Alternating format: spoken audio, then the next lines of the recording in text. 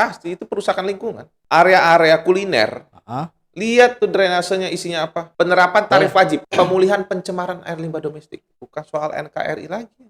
Ini soal kehidupan kita kelak. Ini adalah bom waktu saja.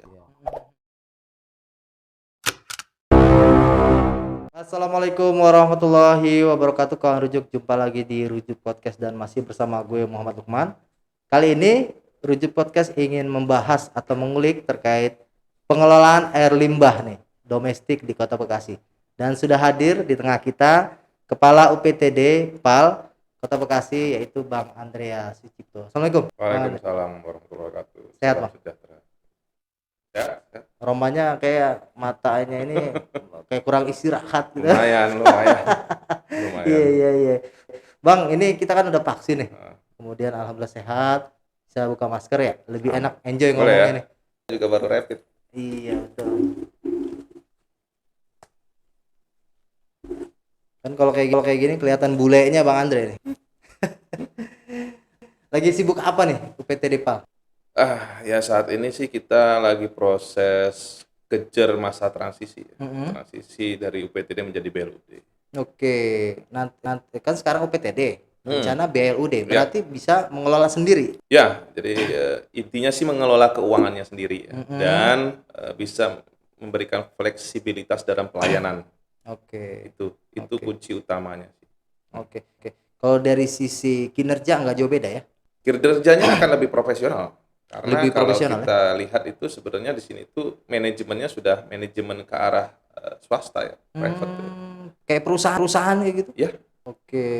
Jadi udah ke arah swastanisasi, walaupun komposisi dari sisi anggarannya itu masih 50-50 APBD. Bisa support APBD, tapi bisa juga swasta terlibat di sini. 50% APBD, 50%-nya dari pendapatan. Oh, pendapatan. Oke. Nah, kemudian dari sisi di mana kita harus bisa menghidupkan 50% dari pendapatan yang kita kelola, ya mau nggak mau kita manajemen harus kerja keras untuk mencapai itu kan. Syukur-syukur bisa surplus. Oke, berarti dengan kata lain ini sumber penghasil juga sebenarnya PAL. Ya penghasil ya, tapi amanah kami itu adalah SPM, standar pelayanan minimal. Minimum ya, jadi di mana kami harus melayani warga Kota Bekasi dalam mengelola air limbah domestiknya dengan sistem setempat. Nah, orang masih banyak yang belum tahu nih, kawan Rujuk khususnya Bang. Apa sih PAL itu? Pengelolaan air limbah domestik. Kan kalau dulu, mohon maaf nih dalam tanda kutip, tahunya kan pengelolaan air tinja aja gitu kan. Tapi sebenarnya banyak ya kalau kata pengelolaan air limbah domestik itu sendiri. Jadi sebenarnya ya pengelolaan air limbah domestik itu bagaimana cara mengelola air limbah domestik. Jadi setiap orang hidup itu ini harus digarisbawahi. Setiap makhluk hidup, apalagi yang berbentuk manusia. Iya. Aktivitasnya itu pasti menghasilkan dua limbah. Padatan dan cairan. Padatannya sampah, cairannya urin, tinja, dan hasil cucian dapur. Itu domestik. Nah, air limbah domestik berarti kita yang ngurus cairannya atau lumpurnya. Nah, masyarakat yang belum tahu, kita harus menyadari kita tuh setiap kita hidup bernapas itu mengeluarkan air limbah. Air limbah, karena tiap hari juga Dan itu harus gitu ya. Kalau dulu zaman jahiliyah, zaman batu, yang jaraknya rumah 1 kilometer itu tidak masalah. Sekarang rapet. Nah, itu harus dikelola kalau enggak. Berarti termasuk tadi speed tank juga Bang ya? Ada standarisasinya juga begitu. Standarnya ada. Makanya septic tank itu harus jeli masyarakat, ada 2 standarnya. Standar SNI dari bahan dan produknya, dan standar Puslit Bangkim SNI itu dari teknologi di dalamnya. Bukan dari kedalaman berapa ini ya, enggak ya? Jadi ada 2 standarnya. Nah, kita pemerintah itu lebih cenderung untuk mengarahkan ke pabrikasi. Kenapa? Karena hampir 100% kalau kita bilang bukan tukang ya, pekerja bangunan ya. Itu tidak ada yang memiliki pendidikan tentang pembuatan septic tank SNI. Otodidak aja mereka tuh ya. Itu jadi sehingga kami mengarahkan kepada pabrikan. Dan ada pabrikan tentu kan adalah pekerjaan lain sama lah. Tapi kita fokusnya kepada menjaga lingkungan itu supaya tidak tercemar dari limbah yang kita hasilkan setiap hari. Berarti ada sistem pengelolaan di situ. Nah, kita bagaimana harus mengelola ya? Kita harus mengelola, tapi tidak semua orang bisa mengelola kan. Jadi diserahkan ke pemerintah. Nah, pemerintah juga ada kuehnya untuk mengelola itu. Betul. Menyedot dan mengolah di IPLT. Oke. Yang tadinya mungkin limbah cairan, kalau misalnya bercampur air tanah nanti berbahaya, artinya kan dikelola oleh tadi UPT Dipal. Mungkin tadi dihilangkan dulu tuh yang residu-residu seperti itu. Ya, jadi gini. Anda lah bos. Iya. Ya kan? Anda taunya septic tank itu pasti dari WC. Betul. Padahal itu semua dari cucian dapur. Larinya ke situ juga mandi, ya. Dari cucian pakaian, tinja semua masuk sana. Septic tank itu ya. Dari septic tank diolah dengan bakteri dan yang lain, baru dimasukkan lagi ke dalam tanah atau overflow-nya ke drainase. Coba, kenapa sih kota Bekasi dan kota-kota di Indonesia itu banyak nyamuk? Kenapa? Karena drainasenya nggak salah fungsi. Drainase itu mengalirkan air hujan atau overflow dari septic tank. Dari sumur resapan septic tank. Jadi bukan air dari cucian rumah kita. Itulah kenapa banyak nyamuk. Banyak nyamuk lah. Itu salah juga tuh ya. Ketika banyak nyamuk disalahin tuh. Orang, wah drainase. Iya kalau banjir, hujan deras, ya drainase yang dibutuhkan. Tapi kalau untuk keseharian bukan drainase tempat. Betul. Jadi sebenarnya kalau ngomongin tadi limbah menarik nih Bang ya. Nah sejauh ini Bang, perhatian pemerintah atau fokus pemerintah sudah maksimal belum sih Bang? Karena mohon maaf nih, kalau edukasi kan perlu edukasi juga masyarakat begitu kan. Nah, udah seberapa maksimal edukasi terhadap masyarakat terkait baik itu tadi septic tank, kemudian limbah-limbah yang lain juga begitu. Bayangin, kita dulu, ayah kita dulu, itu masih melihat orang yang BAB di jamban atau helikopter. Kalau di helikopter di kali. Ya. Dari kali pindah ke jamban umum, dari jamban umum ke kamar mandi sendiri. Dari kamar mandi sendiri sekarang ke septic tank. Betul. Yang aman, namanya sanitasi aman. Berarti kan proses edukasinya sudah berlangsung sejak lama. Tinggal bagaimana kesadaran masyarakatnya.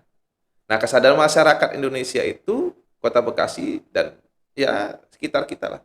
Itu kesadaran prioritasnya belum ke arah sana. Belum ke arah sana. Jadi kesadaran prioritas kita itu masih kepada cari duit lah atau apa kebutuhan pokok yang lain lah. Belum termasuk kepada itu sebuah prioritas kebutuhan. Belum terbuka ya cara berpikir yang sana ya. Itu makanya kalau kita berbeda dengan negara Eropa dan yang lain, itu sudah prioritas. Karena itu dia mungkin tadi Bang, selain mungkin nyamuk, mungkin dengan pengelolaan yang salah itu menyebabkan tadi penyakit-penyakit lain juga gitu. Wah, kalau kita itu sudah punya roadmap, kemarin ditandatangani oleh Pak Wali, Pak Wakil, Bu Sekda dan seluruh OPD yang terkait. Itu jumlah kematian tuh hampir 60%. Dari persentase penyakit akibat sanitasi. Covid baru sekian kali ini. Tapi sanitasi itu sudah berlangsung tahunan yang tanpa disadari. Iya. Jadi itu. Nah, kalau menurut Abang dengan adanya tadi sebenarnya ini kan udah lama nih bicara tadi, prosesnya juga udah berjenjang mulai dari kita mohon maaf dari kali, kemudian helikopter, kemudian tadi punya sendiri gitu kan sampai septic tank gitu. Nah, ini masyarakat sendiri kan butuh juga nih support informasi, himbauan dari pemerintah. Udah maksimal belum pemerintah sendiri, Bang? Kalau sisi maksimal saya pasti belum ya. Iya. Tapi maksimal saat kami bekerja, iya. Kami merasa sudah maksimal. Tapi maksimal dari tatanan semuanya mungkin ya belum maksimal. Belum maksimal ya. Karena ini baru satu ya. OPTD IPAL cuma baru satu di Kota Bekasi. Kalau di Kota Bekasi iya, OPTD IPAL-nya itu mengelola Kota Bekasi. Nah, masalahnya keterbatasan kami adalah IPLT-nya. IPLT-nya nah, ya. Pak Wali udah instruksi, dan Pak Kadis tolong siapkan 4 IPLT. Rencana ada berapa IPLT lagi? Kalau misalnya tadi standarisasi 4 ya. Harapannya kita habis ini kan itu tuh yang sudah masuk kepada tahap usulan itu di IPLT Harapan Baru. Harapan Baru ya. Depan RPH yang sekarang lagi ada pembangunan krematorium. Oke. Baik, kawan rujuk, kita masih berbincang dengan Kepala UPTD PAL Kota Bekasi, Bang Andreas Sucipto. Bang tadi sempat terputus nih, Bang. Kalau bicara cikal bakal UPTD PAL kan dulu IPLT ya. IPAL ya. Nah, ini kan dulu di Bapeda kalau nggak salah ya. Ya, Zaman Pak kajiannya. Jumahan Lutfi, beliau sebagai Kepala Bapeda, Badan Perencanaan Daerah. Ya. Nah sekarang ya UPTD PAL di bawah Disperkimtan Pak Jumahan Lutfi nih, Iya. Kepala Dinas ya. Nah Iya, mungkin betul. bisa sedikit diinformasikan Oh atau ya, diceritakan. gini-gini dulu. Jadi dulu ini adalah namanya UPTD IPLT. IPLT pada Dinas Kebersihan. Tentunya melihat dari tupoksinya dia hanya mengurus di PLT dan penyedotan skala itu saja. Nah, saat di PAL di Bapeda, saya dan Pak Jumahan Lutfi juga berpikir bahwa ini memang harus dikembangkan. Pengelolaannya tidak bisa hanya untuk pengolahan dan penyedotan, tapi mengelola semuanya. Oke, dibuat kajian, Pak Cucu setuju, Pak Wali setuju. Nah, dipresentasikan tuh ada Pak Wali, Pak Wakil, Pak Sehu, Pak Roy, semua jajaran kepala dinas. Saya dikasih waktu untuk lakukan perubahan. Pak Dadang duduk dengan ketepatan nih. Jadi kepala Disperkintan. Disbangkim namanya dulu. Disbangkim dulu ya. Oke. Ketepatan cuman masih bingung kan. Akhirnya Pak Dadang dengan mendapatkan informasi dari kiri dan kanan. Oke, kita lanjut, ini penting katanya. Iya. Jadi lo UPTD PAL. Sekarang Pak Jumahan Lutfi jadi atasan saya lagi nih. Di Disperkintan. Oke. Nah, sekarang masuk fase kedua. Oke, dari perubahan UPTD menjadi BLUD. Oke. Ini yang pertama di Indonesia. Di Indonesia? Iya. Oke, bisa menjadi contoh juga nih ya. Nah, contoh ini semoga bisa menggerakkan UPTD di seluruh Indonesia untuk bisa lebih mandiri dan lebih profesional. Sebenarnya untuk pembentukan UPTD menjadi BLUD sudah ada aturan sendiri, Bang ya? Oke, berarti ini paling siap di UPTD PAL kalau bicara UPTD ini. Jadi kalau yang selama ini kan cuma dari Dinas Kesehatan, dari unsur kesehatan dan unsur pendidikan kan. Tapi kebanyakan unsur kesehatan dari Puskesmas, dari UPTD menjadi BLUD sekarang. Pertama di Indonesia nih untuk sektor air limbah dari UPTD menjadi BLUD. Memang cukup lumayan panjang jalannya di masa transisi ini yang luar biasa beratnya. Alhamdulillah didukung dengan seluruh pimpinan. Apalagi pandemi ini mungkin ada pengaruh nggak nih, Bang? Nggak ada pengaruh ya? Nggak ada pengaruh. Jadi jalan terus karena sifatnya dia menyusun kelengkapan itu regulasi. Nah, rencana perubahan sendiri dari UPTD ke BLUD ini tahun berapa bisa dilaksanakan? Kalau dari tim penilai kemarin dari rapat pertama diharapkan per 1 Januari. 1 Januari 2022 ya? Iya. Oke.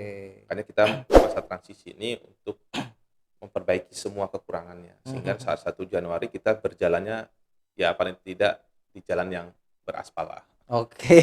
Bukan masih jalan yang tanah. Jadi fasilitasnya dulu dibenerin juga ya gitu ya. Berat juga.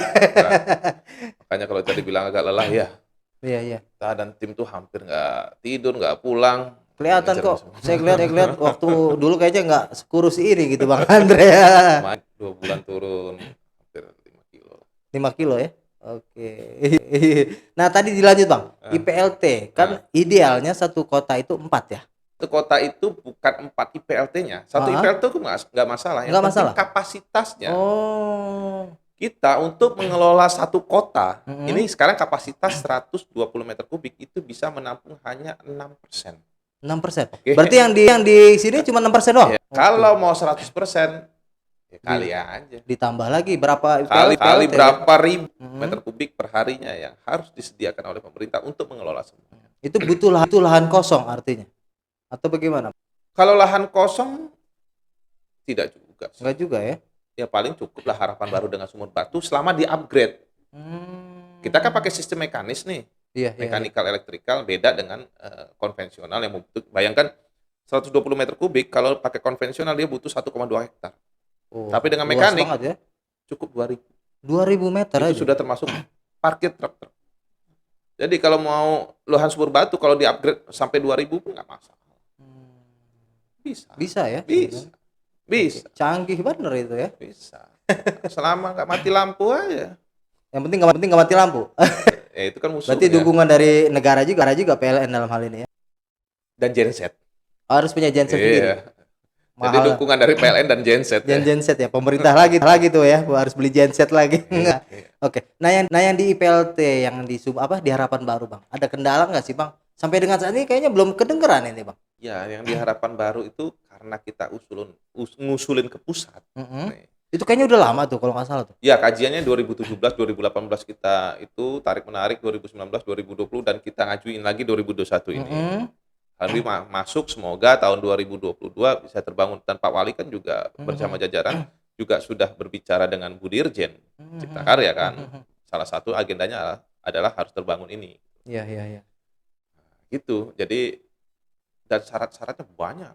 Syaratnya sebenarnya udah dilaluin untuk membentuk IPL. Itu banyak dari AMDAL, rekomendasi A, B, C, BWSCC, SDA, banyak lah pokoknya. Kan itu kan deket kali Bang, Kali Bekasi. Ya. Artinya ada ini nggak GSS nggak sih di situ? Berlaku nggak sih kalau ini?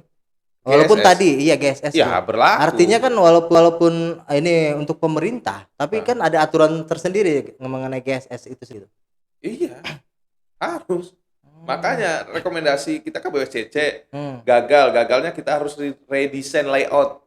Oke, diulang lagi tuh. Mana anggaran sudah berakhir setahun yang lalu kan, mau redesign juga susah kan. Iya. Mau redesign lagi, harus layoutnya berubah lagi, agar GSS-nya tidak terkena, karena katanya sih ada rencana untuk itu ya. Untuk penerapan dari itu kan pas Pak Menteri datang pas banjir 2020. 2020 betul. Ada penerapan rencana itu. Ya, dari sampai bendungan tahap 2 bendungan sampai ke kabupaten ya. Oke. Nah itu kan ada juga bangunan lain Bang di situ.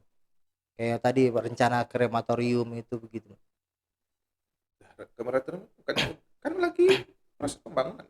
Proses pembangunan ya? Oke. Itu sama juga bersinggungan dengan tadi proses IPLT juga. Nah, karena penunjukan penunjukan penggunaan lahan namanya. Saya lupa lagi.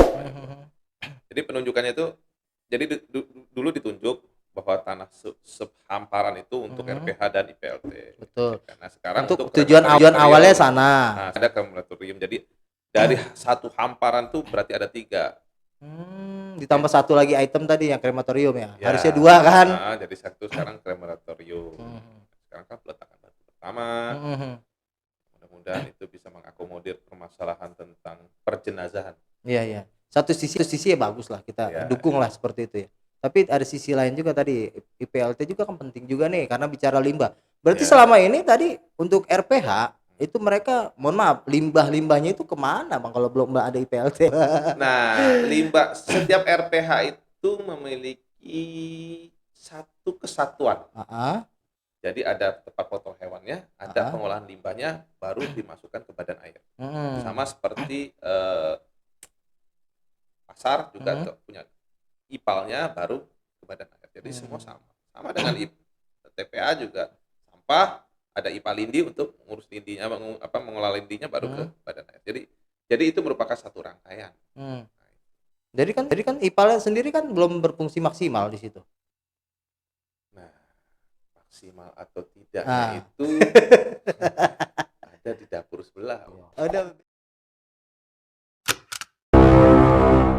Kawan Rujuk, tidak terasa kita berbincang di sesi terakhir dengan Kepala UPTD PAL Pengelolaan Air Limbah Domestik, yaitu Bang Andre Sucipto. Bang, tadi panjang lebar kita bicara nanti akan merencana perubahan UPTD menjadi BLUD gitu kan. Terus tadi penambahan IPAL rencananya. Nah, di sesi ketiga juga kita pengen tahu Bang, karena bicara pengelolaan air limbah domestik, ini kan air limbah nih. Semua tadi Abang juga sudah sampaikan, semua manusia yang hidup pasti punya limbah gitu. Nah, bagaimana dengan fasilitas-fasilitas publik, baik itu pasar, terminal, rumah-rumah makan? Mereka sudah punya belum sih Bang standarisasi pengelolaan air limbah domestik itu sendiri? Nah, ini kan pengawasannya ada di UPTD PAL sendiri kan? Oke. 90% lebih nggak ada yang punya. 90%? Sekarang gini ya, baru punya IPAL itu satu. Adalah restoran-restoran yang yang kelasnya internasional. Contoh itu udah punya ya IPAL-nya? Pizza tidak semua. Ada beberapa. Bakso Bujangan, punya IPAL. Biasanya standar nasional, standar internasional itu pasti punya. Standar lokal yang punya. Jadi banyak juga 90% Bang yang belum ada, itu gimana tuh Bang? Cek aja. Ini belakang ini cek aja. Nah, kewajiban pemerintah bagaimana Bang? Kan ini kan ada kawasan sendiri. Kita sudah ada Perda nomor 5 tahun 2018 tentang pengelolaan limbah domestik. Iya. Kan? Sudah ada turunannya perwalnya 36. 2019. Jadi secara peraturan itu sudah jelas. Iya. Cuman pemerintah kalau mau memberikan sebuah tindakan, ketegasan di situ. Ketegasan kepada semua itu tidak mungkin. Sekarang sudah berjalan sekian tahun dari perda itu disahkan, menyampaikan perda itu sampai ke masyarakat itu susah. Susah ya. 2018 sekarang 2021, 3 tahun bang. Kita punya program kemitraan penyedotan oleh mitra swasta tapi melalui UPT Depal. Itu kita punya brosur digitalnya, kita sebar ke tingkat RW RT, nggak juga sampai ke tengah masyarakat. Nggak juga sampai ya. Sampai. Oke. Kendalanya apa nih bang? Kalau menurut abang yang amati sendiri? Susah. Sekarang buat rekan-rekan semua gini aja deh. Kami punya program brosur digital dan himbauan kata-katanya. Kita kasih ke lurah, ke camat nerusin ke lurah nerusin ke RW nerusin ke RT. Dan RT nerusin ke masyarakat. Oke. Gue yang tinggal di Jati Asih, nggak ada tuh di grup RT. Dikasih tahu kayak gitu sama RT RW-nya. Broadcast ya, brosur digital yang kita buat. Gue nggak dapat tuh di tingkat RT RW WA lingkungan gue. Padahal ke tingkat kelurahan sudah waktu di share. Jadi kadang-kadang putusnya itu di mana itu nggak tahu. Nah itu putus komunikasinya itu ya. Oke. Jadi gimana masyarakat mau sampai? Ternyata ada komunikasi yang putus. Nah kalau dibiarkan terus bang, dengan kondisi saat ini bang, ini ada dampak atau bahayanya nggak nih bang? Kalau tadi pengelolaan IPAL tidak secara standarisasi seperti itu bang? Ya pastilah. Pasti itu perusakan lingkungan. Merusak lingkungan sendiri. Lihatlah area-area kuliner. Lihat tuh drainasenya isinya apa. Iya. Ya udah itu aja. Sama aja kita numpukin sampah di depan rumah kita. Apa efeknya? Pasti kesehatan dan lingkungan. Kesehatan, betul. Ini kota besar. Kalau kita tidak bisa memanage bersama-sama, hancur. Betul. Bukan soal NKRI lagi. Ini soal kehidupan kita kelak. Masa depan anak-anak kita juga kan. Iya. Hancur. Apa ya Anda melihat nikmatnya kita keluar dari gang, keluar dari rumah, itu ngelihat semua bertebaran kayak gitu.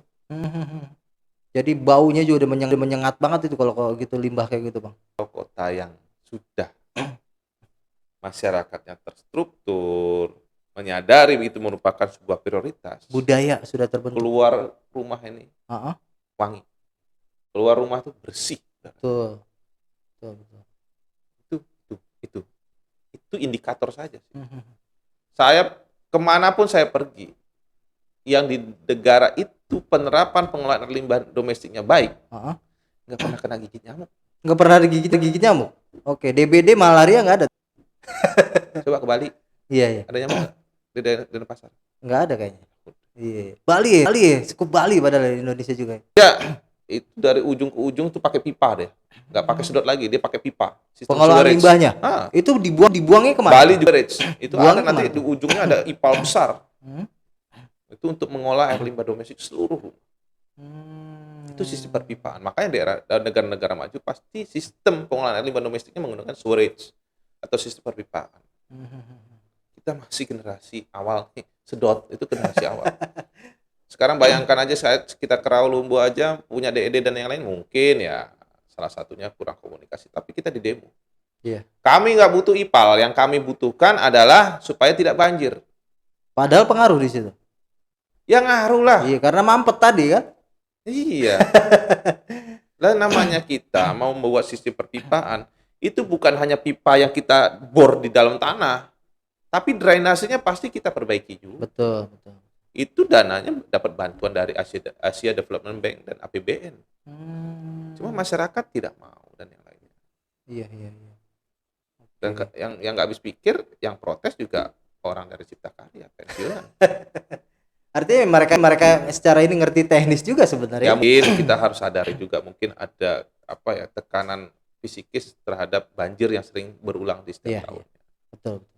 Cuman ya resiko. Kita tidak bisa ke pemerintah saja. Harus melibatkan pihak ketiga juga sebenarnya kan? Ya, semua bisa dilibatkan. Nah, selama kalau bicara tujuan. Siap. Kalau bicara pihak ketiga, UPT Depal ini kan sempat dapat support ya kalau nggak salah dari iWOS sendiri tuh ya. Kita sekarang ada support dari iWOS, UNICEF. Nah, ini UNICEF nih. Ini kenapa BLUD? Karena kita sedang menyusunkan dengan UNICEF itu. Saya juga mungkin ya nanti kalau ada kedua saya akan sosialisasi juga tentang penerapan tarif wajib. Tarif wajib terhadap tarif wajib pemulihan pencemaran air limbah domestik. Jadi nanti setiap rumah itu akan ditarik setiap bulannya untuk ini. Bagaimana mekanisme penarikan, nanti ada mekanisme tersendiri. Oke. Tadi yang penting tadi menghidupkan budaya kesadaran dulu masyarakatnya itu ya, Bang. Tuh, yang kedua, sekarang kita pusing anggaran ya, habis anggaran sekian juta untuk sosialisasi. Tapi saat rumah Anda saya tarik biaya untuk pemulihan pencemaran, apa yang Anda lakukan? Keberatan pas itu. Satu, keberatan. Yang kedua bukan keberatannya. Pasti telepon ke PTD. Kapan lu sedot gue? Nah, itu. Benar kan? Betul. Sama dengan sampah. Ngapain kita capek resource kita, sumber daya kita untuk menganggarkan untuk melakukan penindakan orang yang buang sampah nih. Iya. Ya kan? Tapi setiap orang, setiap rumah kalau sudah membayar, dipotong setiap bulannya dengan mekanisme apa dengan PLN dan yang lainnya, apa dengan seperti PJU dengan PLN, pasti tidak akan membuang sampah kemana-mana. Betul. Kapan sampah di rumah saya diangkut? Yang penting itu dulu tuh ya. Jadi kita membalikkan pola pikir piramidanya. Iya. Nah ini sekarang air limbah domestik mau mencoba untuk membalikkan pola pikir piramida. Oke. Ini kalau bicara PAL kayaknya nggak habis nih Bang. Kita panjang lebar ngobrol. Kalau bisa nanti ada sesi kedua lagi nih. Boleh. Oke ya, kita undang lagi nanti ya. Boleh. Oke. Terakhir Bang sebelum ditutup nih, ada pesan buat masyarakat. Nah kan bicara limbah tadi pengelolaannya kan bukan hanya tadi pemerintah tugasnya, tapi kita semua gitu kan. Nah mungkin ajakan Abang selaku kepala UPTD mungkin nanti menjadi BLUD tetap jadi kepala BLUD juga nih. Siap, silakan Bang. Himbauannya Bang. Jadi gini, wali kota, wakil wali kota, jajaran pimpinan OPD, Pak Kadis, Pak Dinas Perkimtan ya, itu semua jajarannya dan terkait itu sudah memiliki arah. Ya. Kemana 5 tahun air limbah ini akan dicapai? Roadmap-nya udah jelas. Sudah ada. Oke. Sekarang masyarakat, ayo berkontribusi ke arah sana. Saya tahu COVID itu menyita perhatian banget ya. Tapi ini adalah bom waktu saja. Anda boleh nggak percaya, tapi Anda yang generasi sudah senior, mungkin kita sudah mendekatkan diri kita dengan Tuhan. Betul. Tapi anak cucu kita mau kemana kan? Betul. Dampaknya karena bukan sekarang, tapi 10 tahun ke depan atau 5 tahun ke depan seperti itu ya? Iya, rasakan aja. Oke. Jadi sebelum dirasakan, ya sekarang ada YouTube, coba buka-buka bagaimana negara maju mengelola air limbah domestiknya. Bagaimana negara maju itu bisa bersih. Nah, bicara negara maju, dulu sempat ada studi banding ya, kalau nggak salah ya. Ke Filipina atau kemana waktu itu? Ya, kalau dengan saya dengan Pak Wali Kota ke Filipina dan Jerman. Oke. Tapi kita juga dapat pendidikan juga dengan Waternet itu di Belanda. Kita pernah Filipina, Belanda, terus Indah Water di Malaysia. Jauh beda dengan Indonesia pengelolaan limbahnya. Jauh ya. Kita dengan Malaysia jauh ya. Jauh. Padahal dulu Malaysia belajar sama Indonesia loh, Bang. Contoh Batam dan yang lainnya. Sekarang kita ketinggalan jauh. Ketinggalan jauh. Oke. Tadi kembali lagi kesadaran masyarakat itu sendiri, Bang. Iya. Oke. Baik, kalau rujuk demikian perbincangan kami dengan Kepala UPTD Depal Kota Bekasi, yaitu Bang Andreas Sucipto. Semoga beliau diberikan kesehatan selalu. Terima kasih sudah hadir nih di Rujuk Podcast. Jangan lupa dukung terus channel Rukun Jurnalis Bekasi dengan cara like, komen, subscribe, dan share sebanyak-banyaknya. Gue Muhammad Lukman, undur diri. Wassalamualaikum warahmatullahi wabarakatuh.